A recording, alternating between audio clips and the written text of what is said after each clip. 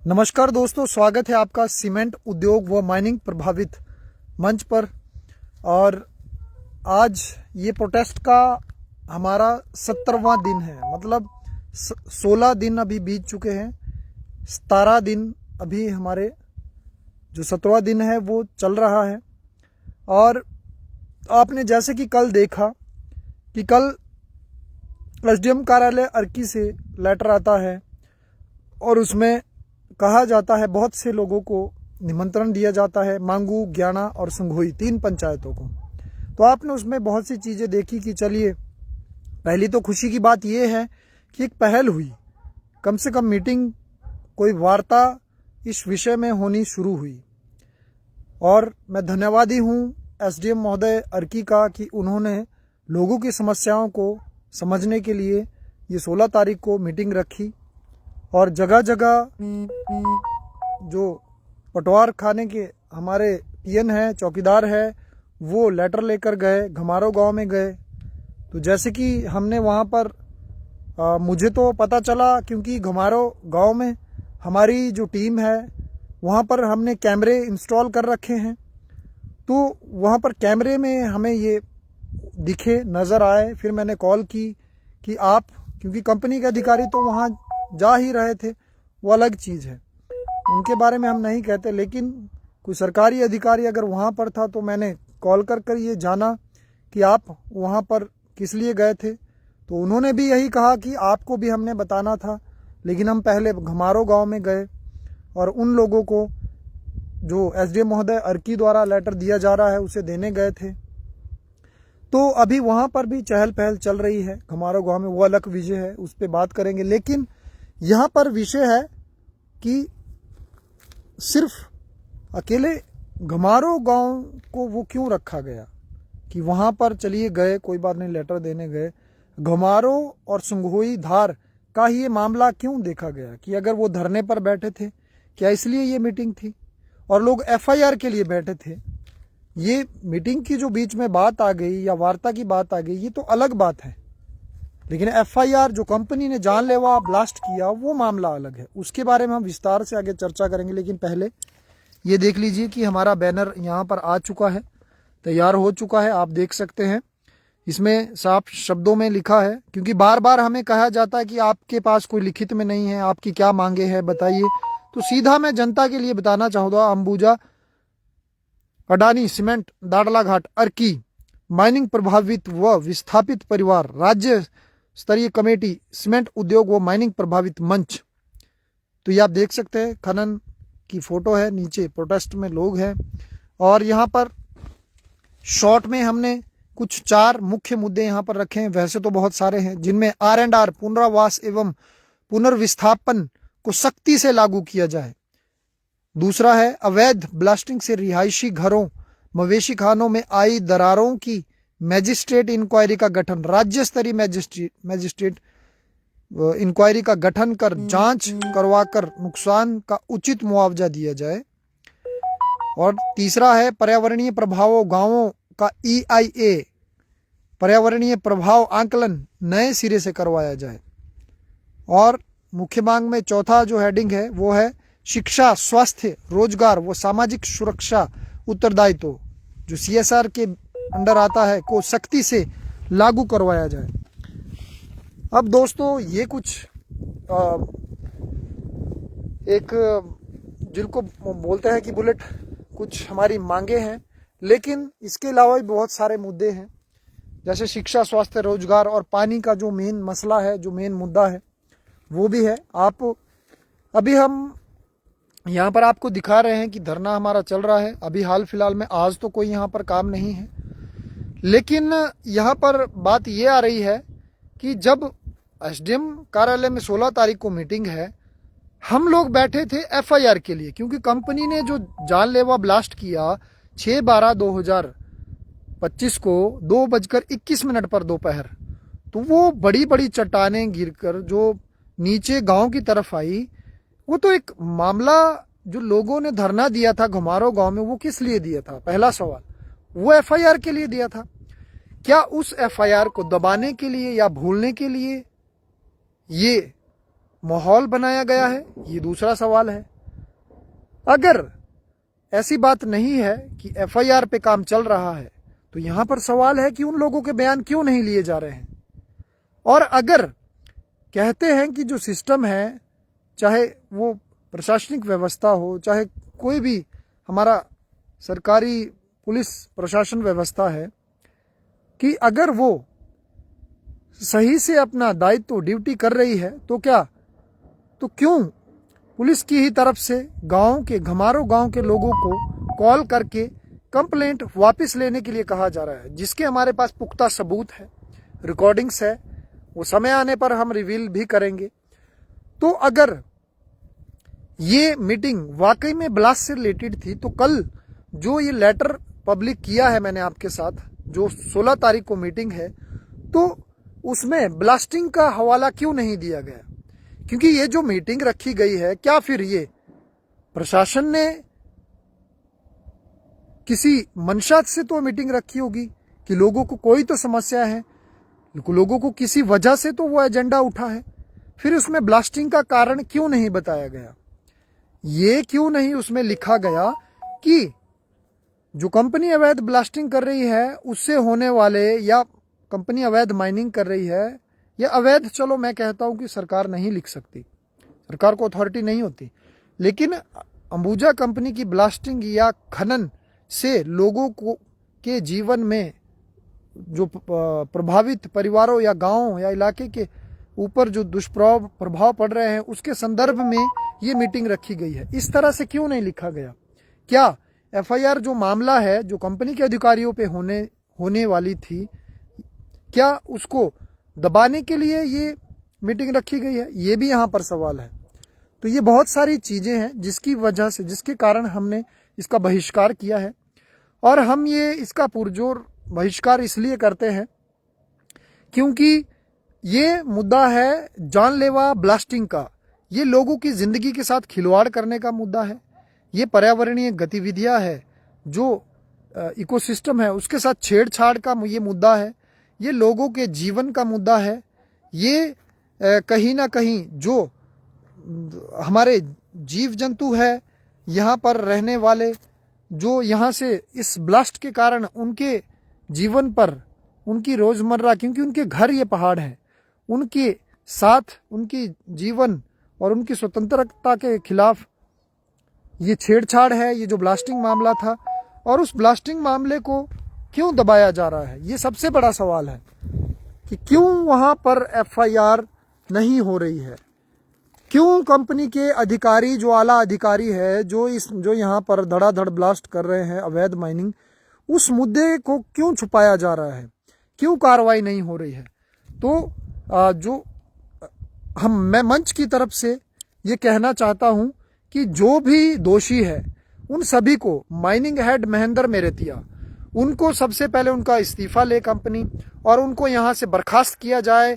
और उसके बाद जितने भी आला अधिकारी है कंपनी के, जो माइनिंग में चाहे वो किसी तरह की विस्फोट होते हैं, उनके जो प्रबंधन है, उनको जो नियोजक है, उनको जो सलाहकार है, जितने भी माइनिंग में ब्लास्टिंग करने वाले अधिकारी है या यहाँ पर जो अभी कार्यरत है, उन सभी को यहाँ से बर्खास्त किया जाए, ये हमारी मांग है। और उन सभी के खिलाफ एफआईआर की जाए, क्योंकि ये दोषी का मामला है, ये एक क्रिमिनल ऑफेंस है, ये जानलेवा हमला था जो ब्लास्टिंग था, जिसको कहीं ना कहीं पीछे छोड़ा जा रहा है। बात हम इसका सम्मान करते हैं, कोई बात नहीं, किसी तरह का लोगों के साथ अगर बात भी करनी है 16 तारीख को, वो जाएं, वो करें, वो अलग विषय है। उससे हम ये नहीं कह रहे हैं कि वो बात नहीं होनी चाहिए या लोगों के मुद्दे नहीं वहां पर आने चाहिए, लेकिन सवाल ये भी है कि जिन लोगों को उस मीटिंग में बुलाया जा रहा है, वो ग्राम मांगू ज्ञाना और संघोई के प्रधान उपप्रधानों को बुलाया जा रहा है, वो तो इस ब्लास्टिंग के अगेंस्ट इस धरने पर कभी दिखे ही नहीं। हमें यह भी पता है कि वो जनप्रतिनिधि है, लोगों के द्वारा चुने गए हैं, उनको बात करने का ज्यादा एक्सपीरियंस हो सकता है। मैं तो एक छोटा सा उसे कह सकते हैं कि मुझे तो ज्यादा चीजें नहीं पता है, मैं तो एक बिल्कुल वो कह सकते हैं कि एक अधभरा घड़ा हो सकता हूं, मुझे तो इतना पता नहीं है। लेकिन क्या ये भी सवाल है कि जिन नुमाइंदों को आपने आग बुलाया है, क्या उनको कंपनी के साथ जो एमओयूज है, 2008 का एमओयू है कंपनी और सरकार के बीच में जो हुआ है, उसमें जो बेनिफिट है जनता के हितों में, क्या उस मीटिंग में उन लोगों को उनके बारे में पता है? सवाल दूसरा कि जो R&R पॉलिसी है 1994, और क्योंकि आप अगर अर्की से या कहीं भी किसी जगह से अगर आप R&R पॉलिसी मांगते हैं तो 2009 की आप लोगों को दी जाती है, जो मेरे मायने में तो वो सिर्फ एक नाम दिया गया है, कागज है, और उसमें फॉर्मेलिटी के लिए कुछ लोगों के हितों में जो उसमें चीजें लिखी गई है वो बिल्कुल नहीं है। लेकिन जो 1994 की R&R पॉलिसी है, क्या उन प्रतिनिधियों को उसके बारे में पता है? ये दूसरा सवाल, क्या वो स्टडी करके वहां जाएंगे? तीसरा सवाल कि जो जिन लोगों को आपने बुलाया है, अब मैं एसडीएम महोदय अर्की से भी ये आग्रह करना चाहूंगा कि सर, उस दिन हमारे पास एमओयू था, वो आपने ले लिया, चलो आपने कहा कि मैं स्टडी करूंगा, तो आपने कर लिया होगा, बहुत बहुत धन्यवाद, आपने सभी लोगों को वहां पर बुलाया। लेकिन यहाँ पर सवाल ये भी है कि बाकी जो एमओयूज है या जो पॉलिसीज है लोगों के लिए, क्या वो भी उस दिन स्टडी की जाएगी सब अधिकारियों द्वारा, चाहे सरकारी अधिकारी है चाहे कंपनी की तरफ से? क्या वहां पर कंपनी के लोग जो एमओयूज है या डीजीएमएस की जो गाइडलाइन है, पीईएसओ के समय सारणी या उनके गाइडलाइन और निर्देश है, क्या वो सभी एमओयूज और पॉलिसीज वहां पर लाए जाएंगे? सवाल ये भी है। सवाल इसके बाद ये भी है कि जिन लोगों को आपने बुलाया है उनमें सबसे जो विशेष लोग थे उनको क्यों नहीं बुलाया गया? जिसमें मैंने कल भी बताया था, दोबारा बता देता हूं, ये ऊपर माइनिंग चल रही है, ये नीचे सड़क है, ये मांगू से कराड़ा घाट से होती हुई ये चनाव तक जाती है। तो इस सड़क, ऊपर काम चल रहा है, नीचे ये सड़क है, ये गलू में भी मिलती है, ऊपर चोला है, नीचे सड़क है। इस पहाड़ी के चारों तरफ, और परली तरफ थोड़ा जाएं तो बडोग की तरफ से होते हुए, चंडी से होते हुए ये सड़क है। तो पहली बात है कि सड़क का जो डिपार्टमेंट है, जो विभाग है, वो कौन है? वो है पीडब्ल्यूडी विभाग। उसको क्यों नहीं वहां पर इनवाइट किया गया? ये भी सवाल है। क्या उनको नहीं बुलाना चाहिए था? मैं बहिष्कार करने के कारण यहां पर बता रहा हूं, ये सवाल है। और दूसरा, अगर हम, और पांचवा जो सवाल है वो ये है कि पानी सबसे बड़ा मुद्दा है। ये गांव जो आप देख रहे हैं, यहां पर जो गांव है, मांगू गांव, ऊपर मंडप गांव, और इसके पास में जितने भी गांव हैं, जो प्रभावित क्षेत्र है वो तो दानो घाट, शाला घाट, हर जगह जाता है। ये सेरी है और नीचे और भी गांव है, ओखरू वगैरह है, यहाँ से आते हैं तो सोरिया, कून, ये नीचे की बेल्ट है, यहाँ तक मलावन तक, या जितनी जगह तक कंपनी का प्रदूषण है या जो वाटर लेवल जो है यहाँ का, वो बहुत नीचे जा चुका है, वो जल स्तर बहुत नीचे जा चुका है। तो ये मेरा कहना है कि वो भी तो एक मुद्दा है। अब इसमें आईपीएच विभाग को क्यों इनवाइट नहीं किया गया? पानी तो सबसे बड़ा मुद्दा है, पानी नहीं है। आज जो जल स्रोत है वो सूख चुके हैं, और ये जो कंपनी का एरिया यहाँ पर है, यहाँ पर आपको पता है कि जो धमाके ये करते हैं, रात दिन रात जो धमाके कर रहे हैं, सवाल ये भी है कि पहले तो इन पर कार्रवाई नहीं हो पा रही है, ऊपर से लोगों को बात करने के लिए, बात किस बात की है? बात तो पहले कार्रवाई हो, एफआईआर क्यों नहीं हो रही है? कौन सा ऐसा दबाव है? किस तरह का दबाव है? हम पर तो एफआईआर हो रही है, धड़ाधड़ समन आ रहे हैं, बढ़िया से जाएंगे, कोर्ट का हम सम्मान करते हैं, न्यायालय का, वहां भी जाएंगे। और दाड़ला पुलिस में जब मैं गया था वहां पर भी यही बात हुई कि हमारा तो कोई बैर नहीं है, दाड़ला घाट पुलिस में हम आएंगे, बैठेंगे, हमारा रोज आना जाना है, उनके साथ भी जाएंगे, ना प्रशासन से हमारा बैर है। हमारा बैर तो है इस सिस्टम से। कितना इसने दबाव बना दिया है कि अब बात यहां पर आती है कि यहां पर जो ब्लास्टिंग होती है उसमें कुछ जो ये बारूद या चीजें जो यहाँ पर मिलाते हैं, जिससे लोगों की जान खतरे में है, वो यहाँ से सीधा बहकर, जब ब्लास्ट करते हैं ऐसा तो नहीं होता कि वो बारूद खत्म हो गया, वो यहाँ से बहकर दोस्तों सीधा यहाँ से बहकर कहाँ जाता है? हम लोगों के जल स्रोत जो थोड़े बहुत बचे हैं, पहली बात बचे ही नहीं है, वहां पर जाते हैं। और वो जहर पीने के बाद हम लोगों को यहाँ पर जो बीमारियां लग रही है किसी को सोराइसिस की प्रॉब्लम है, किसी को हार्ट की में सर्जरी हो चुकी है बहुत से लोगों की, और 60 और 65 साल से उम्र तो बची ही नहीं है लोगों की। और जो गिने चुने हमारे वृद्ध लोग हैं, बूढ़े लोग हैं, वो तो उस जहरीले, जो यहाँ से जहर जाता है बहकर हमारे नदी नालों में, या जो हमारे सोर्सेज है, मांगू गांव में हमारे लगभग 32 बोर इस वक्त हो चुके हैं। 32 बोर धरती में से पानी निकाला जा रहा है। हर एक आदमी ने बोर कर लिया है। कोई बात नहीं, पानी सबको चाहिए। क्या लोगों की जिम्मेवारी है बोर करना? क्या उन लोगों की जिम्मेवारी है कि वो बोर करे फिर पानी निकाले? मतलब कंपनी की कोई जो CSR है उसके, उसमें क्या क्या दायित्व है कंपनी के? क्या कंपनी की जिम्मेवारी नहीं है? तो मेरा ये कहना है कि जो छठा मेरा क्वेश्चन है प्रशासन से 16 तारीख की मीटिंग के लिए, जो जहर नीचे जा रहा है और नीचे वो पानी में मिलकर या धरती के नीचे बारिश में कहीं ना कहीं उस जल स्रोत तक पहुंचता है, चाहे धरती के नीचे हो, चाहे छोटे बहुत बाउंड्री वगैरह कोई स्रोत बचता हो, वो जो चाहे वो बरसात के दिनों में रहता है, उसमें ही जाकर मिलता है। तो उस पानी के जो विभाग है IPH को, उसको क्यों नजरअंदाज कर दिया गया? हमारी तो पहली डिमांड ये है कि पानी हर घर जाना चाहिए, सतलुज से पानी खींचा जाए और घर घर नल लगाया जाए, घर घर लोगों को फ्री में पानी दिया जाए। आज गिने चुने अगर अंबुजा सीमेंट की तरफ से गांव में, हमारे उधर मांगू गांव में जो पानी भी है, उसके भी बीच में दलाल कमीशन लेते हैं, पैसा लेते हैं कि पैसा दीजिए हर महीने। मतलब ये भी कह रहे हैं कि कंपनी पानी दे रही है, कंपनी का पानी है, और बिल के पैसे भी लोगों से लिए जाते हैं। ये किस तरह की गुंडई है? ये किस तरह की धांधली है? क्या चंद लोगों की मशीनें पहाड़ पर होनी चाहिए? क्या चंद लोगों को? और उन्हीं लोगों को आज आप कहीं ना कहीं एक मुहिम किसी ने शुरू करी, राज्य स्तरीय कमेटी ने शुरू करी, और आप उनको दरकिनार कर कर उन दलालों को वहां पर बुलाकर, क्योंकि हमारा जो जब SDM महोदय 9 तारीख को वो धरना हाईजैक किया गया, वहां पर भी 8 लोग ऐसे थे जो जयचंद थे बीच में। जयचंदों की राजनीति ये हो चुकी है। बातों को घुमाया गया, लोगों को डराया गया, बरगलाया गया, और पीछे से सभी अधिकारी बड़े ध्यान से घूर कर लोगों को ऐसे देख रहे थे जैसे लोगों ने कोई रेपिस्ट हो, कोई खूनी हो।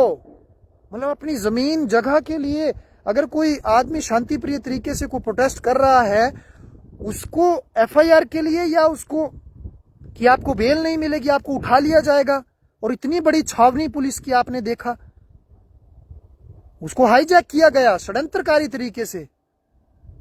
अलग अलग आपने देखा, कुछ अलग पार्टियों के 1-2 लोग और बीच में थे, उन्होंने पीछे से पहले लोगों के समर्थन में आवाजें लगाई, बाद में पल्ला अपनी सीट बदलकर फिर उस तरफ चले गए, कंपनी के साथ हाथ मिलाकर उनकी तरफ से बात करने लगे। ये षड्यंत्र हमेशा से होता आया है। मैं इससे बिल्कुल हैरान नहीं हूं, ना मैं घबराया हूं, ना मैं डरा हूं। कोई बात नहीं, करिए कार्रवाई, जितनी करनी है उतनी करिए, हम नहीं डरते।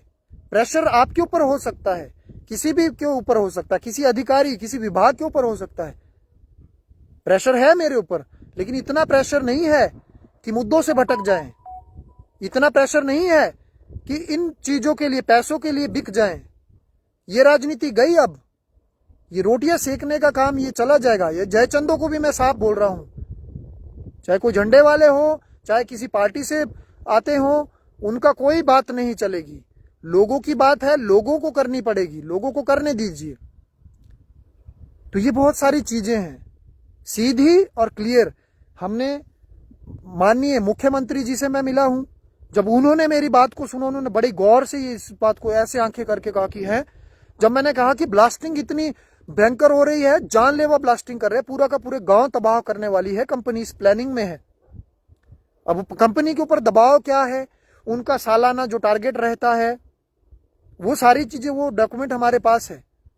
कंपनी अपना काम कर रही थी, आजकल इनको दिक्कत क्यों आ रही है, इनका टारगेट रुका है, या किस वजह से ये तिलमिलाहट में और हड़बड़ाहट में ये काम कर रहे हैं, रात को काम कर रहे हैं, दिन में काम कर रहे हैं, और वहां से गांव को मारने की प्लानिंग जो कर रहे हैं, वो सब चीजें हमसे छुपी नहीं है भैया। हमारे पास भी रिकॉर्ड है, हमारे भी लोग हैं। आपने ही कुछ लोगों का बहिष्कार किया, 2022 में 28 लोगों को निकाल दिया कंपनी से, जो बड़े बड़े पढ़े लिखे लोग थे हमारे इलाके के। वो MOUs हमारे पास हैं, जिसमें हिमाचल के स्थानीय लोगों को 70% रोजगार देना चाहिए। वो मामले कौन उठाएगा? क्या हमेशा बंद कमरों में इन मीटिंगों में यही बातें होगी? बताइए कितना परसेंट, आप इतना परसेंट ले लीजिए, 10 लाख ले लीजिए, 20 लाख ले लीजिए, 50 लाख ले लीजिए, जाइए भागिए यहां से। भिखारी समझ के रखा है लोगों को, भीख मांग रहे हैं हम लोग। और जगह जगह लोगों के कमेंट आते हैं कि जमीनें क्यों बेची। और मैं बार बार ये लोगों को कह रहा हूं कि ये एक बहुत बड़ा षड्यंत्र होता है लोगों को लड़ाने का। लोग आए ना प्रोटेस्ट में, लोग जुड़े ना, आज मीटिंगें होने लगी। पहले क्यों नहीं हुई? पहले क्यों इस तरह से ये काम हुए? क्यों मनमानी तरीके से रात को ये ब्लास्टिंग कर रहे हैं? क्या लोगों की जिंदगी कीमती नहीं है?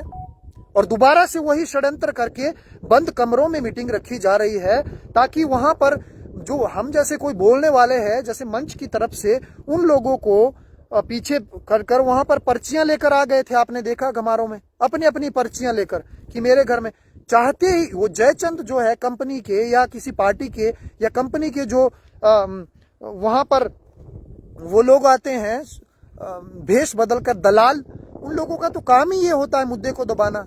अपने अपने मुद्दे बताओ, मेरे घर में दरार आ गई, मेरे घर में पानी नहीं है, मेरे घर में ये नहीं है, मेरे तो बस 10 लाख रहे हैं, मेरा 50 लाख रहा है, मेरी बाउंड्री रही है, मेरा मंदिर रहा है।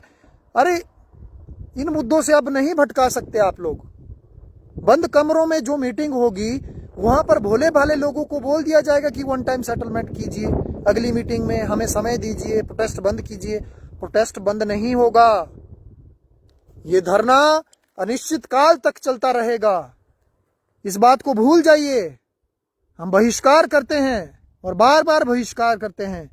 कोई हमारी कमेटी, जो हमारी कमेटी है राज्य स्तरीय, उसमें हम लोग नहीं आने वाले हैं। और किसी भी तरह की, क्योंकि हम ये बात साफ दिख रही है कि ना किसी तरह के एमओयूज वहां पर लेके आए उस दिन, ना किसी तरह के कोई स्टडी करके आते हैं। कोई भी अधिकारी हो चाहे कंपनी के लोग हों, वो सारी सेटिंग हम लोग समझ रहे हैं। अब हमें डीसी महोदय चाहिए, क्योंकि डीसी महोदय के बहुत अच्छा एक उनका जो विजनरी है, उनके बारे में जैसे हमने देखा कि नेचुरल डिजास्टर में कितना बड़ा उनका योगदान है, एलएलबी है मेडिकल में, और बहुत सारी उनके पास डिग्रीज हैं। बहुत से लोग, अगर वो लोग वहां पर मीटिंग का नेतृत्व करेंगे जो किसी और सेक्टर से है, किसी टेक्नोलॉजी में वो महारत है, लेकिन ये किसी इलेक्ट्रॉनिक्स का या किसी इंफॉर्मेशन टेक्नोलॉजी का ये मुद्दा नहीं है। ये मुद्दा सोशल साइंस का है। सोशल साइंस पहाड़ों का है, पर्यावरण का है। ये पहाड़ टूटे जा रहे हैं और नीचे लोगों की जान जो खतरे में है। ये मामला डेंजर जोन का है, जो लोग नीचे बसे हैं। ये मामला वहां सामने जितनी पहाड़ियां दिख रही है, जो यहां से धूल उड़कर जाती है, इन सब पहाड़ियों पर रहने वाले प्रभावित गांव परिवारों का, इन सब की जिंदगी का है। ये बंद कमरों में सिर्फ मांगू, ज्ञाना और घमारो गांव की मीटिंग या उनको सेटलमेंट करने का ये मामला नहीं है। ये उन ट्रांसपोर्ट भाइयों का भी मामला है जिन लोगों ने अपनी जमीनें दी और आज ट्रांसपोर्ट कर रहे हैं और गाड़ियां चल रही है, उनके भी किराए काट दिए गए। बहुत सारी चीजें हुई और बीच में जयचंदों ने बड़ी मुहिमें करी और बाद में अपनी अपनी जेबें भरकर कंपनी के साथ हाथ मिलाकर आज जो अपने बाहर जगह जगह पे फ्लैट बना रहे हैं, कोई विदेशों में, कोई चंडीगढ़ में, कोई अलग अलग जगहों पे सेटल हो गए। अब ये नहीं चलेगी गुंडागर्दी। अब जो बात है सभी लोगों को करनी पड़ेगी। और ये बात भी मैं जनता को बताना चाहता हूं कि वाकई में ये सारा एफआईआर के मुद्दे को भटकाने के लिए ये सारी चीजें हो रही है। कंपनी के ऊपर कार्रवाई नहीं होती ना, दबाव है, प्रेशर है। सभी अधिकारियों के ऊपर एफआईआर होनी चाहिए। हमारी ये मंच की तरफ से मैं ये कह रहा हूं, जितने भी कंपनी के यहाँ आला अधिकारी है गैर जिम्मेदाराना, जो जानलेवा यहाँ पर ब्लास्टिंग कर रहे हैं, रात को ब्लास्टिंग कर रहे हैं, ये गुंडों के ऊपर सबसे पहले एफआईआर की जाए, उसके बाद बात होगी। बात बाद की बात है। कई जयचंदों के मुझे फोन आ रहे हैं, वो कह रहे हैं कि एफआईआर करके क्या होगा। उनका कहना है, कोई राजनीतिज्ञ है, कह रहे हैं आप बात करिए, बात करना है। भैया एफआईआर करके जो होगा वो आपने देख लिया। अभी पहुंचे प्रशासनिक अधिकारी भी पहुंचे, पुलिस की छावनी भी आई, कंपनी के बड़े बड़े अधिकारी भी वहां पर पहुंचे। किस वजह से पहुंचे, उस वजह को पहले याद कीजिए। उन जयचंदों से मैं कहना चाह रहा हूं, कारण ही ये है क्योंकि ये समानता का अधिकार सिर्फ कागजों में रहना चाहिए क्या? आम आदमी पर एफआईआर हो रही है, कंपनी के ऊपर एफआईआर पहले हो। मुआवजे की बात है, पोल्यूशन की बात है, पर्यावरण की बात है, वो भी होगी, लेकिन वो बाद में होगी। पहले इनके खिलाफ एक्शन लिया जाए और सबको यहां से बर्खास्त किया जाए। ये नहीं चलने वाला है। और ये अभी आज मुझे फोन आ रहे हैं जगह जगह से। आज मुझे सेरी चाखड़ जो गांव है हमारे पास, वहां से फोन आता है रघुवीर जी का, और उन्होंने भी मुझे कहा है कि हमारे घर के तो लगभग 10 से 50 मीटर के बीच में ब्लास्टिंग हो रही है। और डीजीएमएस की गाइडलाइन, माइनिंग हेड जो दोषी है, जो जिम्मेवारी, जिसके हाथों में जिम्मेवारी सौंप दी कि यहाँ पर काम नहीं होगा संगोई धार या कहीं भी, है ना, और जो दोषी को वहां पर एक जेंटलमैन बना दिया गया, एक देवता बना दिया गया कि ये देवता कहेगा, लिख के दे रहा है कि अब ब्लास्टिंग नहीं होगी। और अगले ही दिन रात को भी ब्लास्टिंग, और सुबह 8 बजे फिर यहाँ काम लग गया था, जो आपने लाइव में देखा। तो ये क्या चल रहा है भैया? तो उन लोगों का भी कहना है, सेरी चाखड़ से जो लोग हैं उन्होंने सीधे शब्दों में कह दिया है, क्योंकि माइनिंग हेड ने साफ शब्दों में ये कहा था, वो तो दोषी है। उसने मुझे कहा था कि 300 मीटर की दूरी का डिस्टेंस होता है, उसके नजदीक में घर हो तो हम ब्लास्टिंग नहीं कर सकते। सरेआम वायलेशन है, सबको पता है, गुंडा राज चल रहा है, प्रेशर में है हर विभाग, हर कोई, लेकिन फिर भी कार्रवाई नहीं हो रही है। तो कार्रवाई तो करनी पड़ेगी ना, ऐसे कैसे बात बनेगी? लोगों को लालच में फंसा रहे हो, लोगों को भोले बेवकूफ समझ के रखा है। हम पहाड़ी है, हम लोग पहाड़ की तरह खड़े रहेंगे, ये बात याद रखिएगा। इन पहाड़ों को आप काट लीजिए, लेकिन इन पहाड़ों से भी ज्यादा बढ़कर हमारे हौसले हैं, इनको नहीं तोड़ सकते आप। ये मैं बोलना चाहता हूं उस सिस्टम को जो चुप बैठा है, और उस षड्यंत्रकारी उन नुमाइंदों को जो षड्यंत्र कर रहे हैं, जो इन मुद्दों से लोगों को भटका कर लोगों को लालच के एक कटघरे में खड़ा करना चाहते हैं। और बार बार आप लोगों ने देखा है कि ये लोग हमसे पूछते हैं हर मीटिंग में, चाहे कोई अधिकारी हो, चाहे कोई कंपनी के दलाल हो, चाहे कोई भी हो, क्या आप बताइए क्या आपको चाहिए, आप बताइए, मुद्दे लिख के दीजिए। अरे भैया, बेवकूफ समझ के रखा है हम लोगों को। मतलब आप हर बार लोगों से ये बुलाएंगे, जयचंदों को, दलालों को बीच में लाकर, क्योंकि हम जैसे को तो आप बोलने नहीं देंगे, दलालों को आगे कर देंगे। बोलिए जी, आइए महाराज जी, प्रतिनिधि जी वहां के, आइए महाराज दलाल जी, आप बोलिए। एक आदमी बोलेगा, बाकी नहीं बोलेगा। वो तो पहले से सेटिंग होती है। हमें क्या पता है हमें क्या चाहिए? आप दिखाइए एमओयूज, आप दिखाइए आरएनआर पॉलिसी 1994 को, आप दिखाइए 2008 में जो एमओयूज है अंबुजा सीमेंट और जो सरकार के बीच में हुई। क्या आपको नहीं पता है? ये जानबूझकर बेवकूफ बनाया जा रहा है कि हमें पता नहीं है, हम स्टडी करके नहीं जाए हैं। ये सब कुछ बर्दाश्त नहीं होगा। आप हमें बताइए हमारे क्या अधिकार है लोगों की तरफ से। हम ही स्थानीय लोगों को, जो भी यहां पर बसे हैं, लोगों के कमेंट आते हैं कि आपने जमीनें क्यों बेची। जमीनें बेची सरकार ने, अवार्ड 1 2 3 4 5 6 7 8 10 तक जो ये पैरेलली 3 से 6 महीने का प्रोसेस होता है, और 10 में जाकर आप लोगों की जमीनें अधिग्रहण की गई। लोगों को तो सिर्फ उनकी जमाबंदी पर, जिनके वो मालिक है, उस पर लाल नोट चढ़ा दिया जाता है सरकार के द्वारा। हमने जमीनें कब दी? किसने जमीनें दी? हमारी जमीनों का तो सिर्फ वो चढ़ाकर की, अब ये जमीन सरकार ने अवार्ड कर दिया है। लोगों को लड़ाते हो आप लोग, राजनीति करते हो, ऐसा नहीं चलेगा। आपको जब एमओयूज जो बने थे उनमें बहुत सारी चीजें ऐसी लिखी गई है, वो भी मैं धीरे धीरे जनता को रिवील करने वाला हूं। डराएंगे कोई बात नहीं, बहुत से लोग जेल भी गए हैं, बहुत से लोगों को जान से भी मारा गया है। हम तैयार हैं, हम मरने मिटने के लिए तैयार हैं। ये भगत सिंह जैसे लोगों का देश है, ये सुखदेव जैसे लोगों का देश है, जो अपनी स्पीच में ये बात कहते थे। क्योंकि जब सुखदेव, राजगुरु और भगत सिंह, जब ये चंद्रशेखर आजाद एक कमरे में जब वो वहां पर मीटिंग कर रहे थे कि कैसे इस भ्रष्ट सिस्टम से, इस जो अंग्रेजों के द्वारा जो उस वक्त भ्रष्टाचार था और जो उनके खिलाफ लड़ने के लिए उन्होंने टीम बनाई थी, तो कमरे में उस वक्त राजगुरु कहते हैं कि भगत सिंह कहते हैं कि तू मरने के लिए इतना उतावला क्यों रहता है।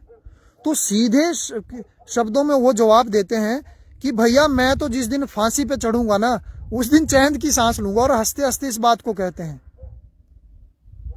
मैं सभी उन लोगों को कहना चाहूंगा, चाहे वो हमारे इधर इलाके से हैं चाहे कहीं से भी है, आप उन देशभक्तों की मूवीज, उनकी बायोग्राफीज, उनकी जीवनी क्यों नहीं पढ़ते? उनके बारे में जानिए पहले, उन्होंने कितना बलिदान दिया था। क्या इसलिए उन्होंने बलिदान दिया था? क्या इन पहाड़ों को काटने के लिए उन्होंने बलिदान दिया था? किस लिए शहादत हुई? और उनके ऊपर टैग आज भारत सरकार मंत्रालय में आप आरटीआई डालिए, भगत सिंह को आज आतंकवादी कहा जाता है। कोई बात नहीं, हमें आतंकवादी बना दीजिए, जेलों में भर दीजिए, जान से मार दीजिए, लेकिन आप एक को मारोगे 1000 खड़े होने वाले हैं, मुझे इसका पूरा विश्वास है। लोग चुप बैठे हैं लेकिन ज्यादा समय तक चुप नहीं बैठेंगे। सच छुप नहीं सकता, बनावटी उसूलों से कभी नहीं छुप सकता सच। वो कहते हैं, मैं बार बार ये बात कहता हूं कि उसूलों पर जो आंच आए तो टकराना जरूरी है, और जिंदा अगर हो तो जिंदा आना जरूरी है। मैं बार बार वहां गांव के पास, परसों भी मैंने रात को वीडियो बनाई, कब जागना पड़ेगा आप लोगों को? कब तक देखते रहोगे तमाशा? कब तक दलालों के डर से घर से बाहर नहीं निकलोगे? आपको भी निकलना पड़ेगा। आप लोगों की सबकी आवाज में उठा रहा हूं। मैंने कभी भी, जब से लोग इकट्ठे हुए, मैंने ये नहीं कहा मेरे घर में दरारें हैं मुझे मुआवजा दिया जाए। हालांकि मुझे मीटिंग में भी बुलाया गया, मुझे कोई, आपको मैं नाम नहीं बता सकता, कुछ पॉलिटिशियन की तरफ से बात भी हुई, मैं मिला भी हूं फिजिकली। मुझे कहा संदीप जी आप कॉल कीजिए, आप निश्चिंत रहिए, आपका काम मैं करूंगा। आपको समझनी पड़ेगी ये चीजें, बहुत सारी पॉलिटिक्स है बीच में, क्योंकि हम बीच में पॉलिटिक्स को नहीं आने देंगे। लोग बात करेंगे, लोगों के मुद्दे हैं भाई। मैं क्यों अपने घर की बात करूं? क्या मेरे घर के पास मेरे भाई, मेरे परिवार, मेरा गांव, मेरा इलाका नहीं है? क्या उन लोगों को तकलीफ नहीं है? ये लोग धूल नहीं खा रहे हैं? ये जो मेरे घर के नीचे गांव है, आज बागुरनाल से भी लोग मेरे पास आए थे और वो कह रहे थे कि भैया फिर हम आपके साथ हैं और हम ऊपर आ रहे हैं आपके साथ। और पूरा, और शेरी चाखड़ से भी मुझे फोन आया, मुझे सूली से फोन आ रहा है। लोग कह रहे हैं कि अभी आप सच की आवाज उठा रहे हो, सबके लिए उठा रहे हो, हम आपके साथ हैं, हम बढ़ चढ़कर हिस्सा लेंगे धरने में, और धरना न कभी अनिश्चित काल तक रहेगा। ये नहीं चलेगा, ये कालाबाजारी अब नहीं चलेगी। कंपनी को शय देने वालों या कंपनी के साथ मिली भगत वालों को भी नहीं बख्शा जाएगा। ये मैं कड़े शब्दों में बोल देता हूं, चाहे वो कोई भी हो। इसीलिए हमने माननीय मुख्यमंत्री सुक्खू जी से मैंने पर्सनली जाकर ये गुहार लगाई है कि राज्य स्तरीय मैजिस्ट्रेट इंक्वायरी की जांच की जाए, राज्य स्तरीय। और दूसरी तरफ माननीय संजय अवस्थी जी से भी मैं मिला, उन्होंने भी आश्वासन दिया है कि कोई नहीं, हम इसको देखते हैं। और उद्योग मंत्री जी ने तो बिल्कुल कड़ा विरोध इसका किया है। उन्होंने कह दिया है कि संदीप जी कोई बात नहीं, हम इनके खिलाफ सख्त कार्रवाई करेंगे। उद्योग मंत्री जी एक स्टबन पर्सनालिटी है, आपने सुने हैं उनके बयान, और उन्होंने कड़े शब्दों में कह दिया है कि ये लापरवाही लोगों की जिंदगी के साथ बिल्कुल खिलवाड़ नहीं होगी। माननीय मुख्यमंत्री जी ने भी ये कह दिया है। इसलिए बंद कमरों की राजनीति बंद कीजिए। और हमने बार बार उस दिन जब एसडीएम महोदय आप वहां पर थे और हमने ये कहा कि सर हम एसडीएम ऑफिस में मीटिंग नहीं कर सकते, हमारे मंच ने डिसाइड किया है किसी खुली जगह पर बात होनी चाहिए, चाहे ग्राउंड में हो, चाहे किसी भी पब्लिक प्लेस में हो, कहीं ऐसी जगह पर हो। और माननीय एसडीएम महोदय जी आपने बिल्कुल सही बात कही थी कि ये प्राइवेट लैंड पर हम नहीं कर सकते, कंपनी की जगह पर। उन्होंने धरने में ये कहा था और हम उसका सम्मान करते हैं। सर आपने बिल्कुल ठीक कहा था, लेकिन क्यों ये बंद कमरों में फिर से बात आ गई? क्यों अर्की की तरफ लोगों को बुलाया जा रहा? और हमने ये भी कहा था कि लोग यहां से नहीं जा सकते, लोगों के लिए गाड़ियां भेजें। ये भी मैं कहना चाहता हूं अभी कि सभी लोगों के लिए गाड़ियां भेजें। लोगों के पास इतना पैसा नहीं है, वो जान भी खतरे में है, उनकी जिंदगी भी दांव पर लगी है, और वो गाड़ी में तेल भराएं और फिर दरवाजों तक पहुंचे और वहां पर फिर वो जयचंद आ जाते हैं बीच में और फिर से मायूस होकर घर आ जाएं। तो लोगों के पास इतना पैसा नहीं है। गाड़ियां मैंने कहा था कि भेजनी पड़ेगी कंपनी को, और आप उनको निर्देश दें कि गाड़ियां भेजें लोगों को, फिर जिस लोकेशन पर जाना होगा। और हमने ये कहा था कि, और आपने ये खुद स्वयं कहा था कि एक लोकेशन हम डिसाइड कर लेंगे, वहां करेंगे, लेकिन यहां नहीं कर सकते। फिर क्यों ये कार्यालयों में ही बातें होती है? धरना यहां है, धरना यहां चल रहा है, यहां पर लोग बैठे हैं, यहां पर तो कोई आया नहीं अभी तक। इस धरने का क्या? ये घमारो और संगोईधार की बात सिर्फ मान ली गई कि सिर्फ वो लोग हैं। और जो सुबह अगले दिन ब्लास्टिंग हो गई, आपने स्वयं कहा कि मैं जिम्मेवारी लेता हूं, और अगले दिन आप देखिए सर, यहाँ पे काम चल रहा था पूरे 8 बजे। ये किसकी अनुमति से चल रहा था? ये जो, और एक आम आदमी अगर थोड़ा सा भी यहाँ पर हम प्रोटेस्ट में बैठे तो उसके खिलाफ FIR हो रही है, उसके खिलाफ कार्रवाई हो रही है क्या? और हमने जबकि बार बार ये कहा कि लिखित में दे दीजिए, सरकार की तरफ से भी होने चाहिए साइन और कंपनी की तरफ से भी। और दोषी माइनिंग हेड वहां पर जिम्मेवारी ले रहा है हम लोगों की जिंदगी की, जिसके ऊपर पहली FIR के लिए CM हेल्पलाइन से लेके दाड़लाघाट पुलिस SP सोलन के पास शिकायतें हैं कि जल्दी FIR की जाए, वो तो नहीं हो रही है। और लेटर में साफ शब्दों में आपने लिख दिया कि उनकी दिक्कतें, ब्लास्टिंग का तो होना चाहिए ना, जिस वजह से ये उठा है मामला। रात को ब्लास्टिंग, दिन में ब्लास्टिंग, कंपनी के बचाव का क्या मतलब? कंपनी तो अपना बचाव करेगी, कंपनी बच रही है, कंपनी अपना समर्थन रखेगी।